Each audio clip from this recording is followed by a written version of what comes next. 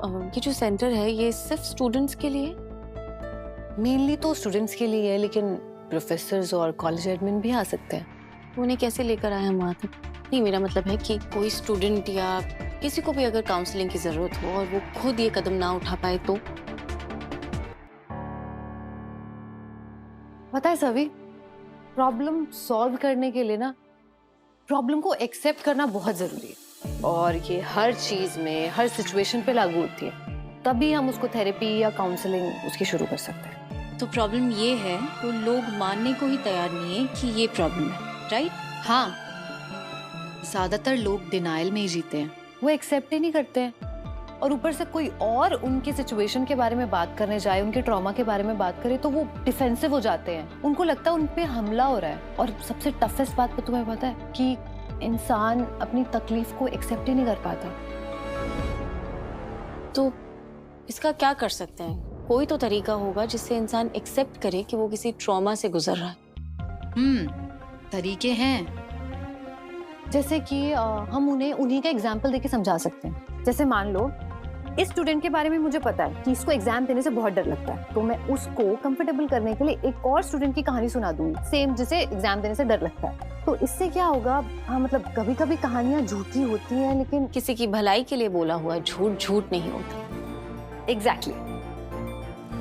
तो हम ऐसे उनको एग्जाम्पल देके समझाने की कोशिश करेंगे। जैसे उन बच्चों ने उस सिचुएशन में डील किया, ऐसे उनके मन में भी उम्मीद जगेगी कि हम भी सिचुएशन से डील कर सकते हैं, राइट? डर से डील करने का तरीका तो आपने समझा दिया, लेकिन दर्द से डील करने का भी तो कोई तरीका होता होगा। सभी, कभी कभी दर्द ही दर्द को कम करता है। मतलब किसी किसी इंसान के जहन में यादें ऐसे घर कर जाती हैं कि वो उनसे निकल ही नहीं पाता, और वो जितना उनके पीछे भागता उतनी वो यादें उसको तकलीफ पहुंचाती है।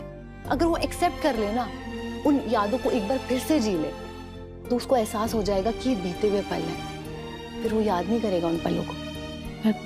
बीते हुए पलों को कोई कैसे वापस जिएगा?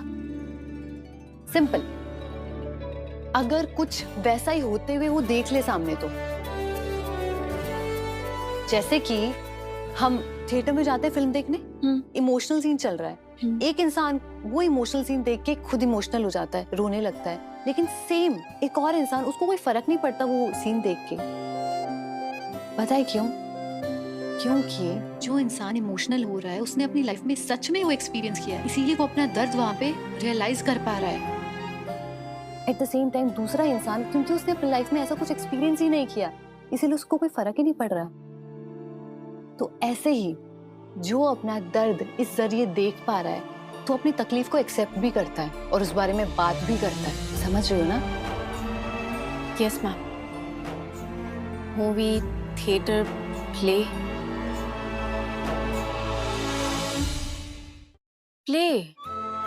मिल गया तरीका। Thank you so much ma'am, thank you. Cheers. Oh no, एक सेकेंड,